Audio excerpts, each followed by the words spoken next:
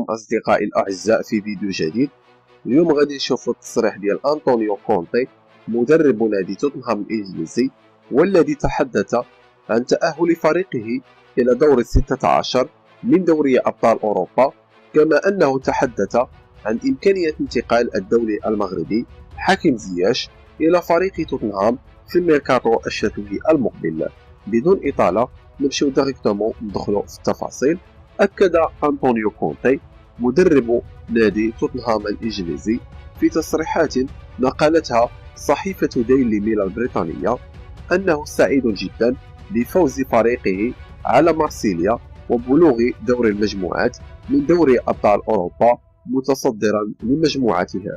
وقال أنطونيو كونتي أن المباراة ضد مارسيليا كانت صعبة جدا، ولكن استحقينا الفوز.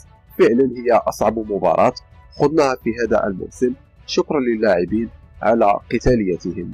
وفي سؤال من الصحفي عن إمكانية انتقال الدولي المغربي حكيم زياش إلى فريق توتنهام، قال كونتي: زياش لاعب لتشيلسي حاليا ولا يمكنني الحديث عنه، سبق وأن تواصلت معه من قبل، ومن الممكن أن يكون معنا بعد المونديال من يعلم. ويذكر أن الدولي المغربي حكيم زياش أصبح لاعبا احتياطيا في تشكيلة الإنجليزي غراهام بوتر مدرب البلوز تشيلسي، والذي همشه ولم يعتمد عليه في المباريات الأخيرة لتشيلسي، مما يعني اقتراب رحيل حكيم زياش عن الفريق اللندني.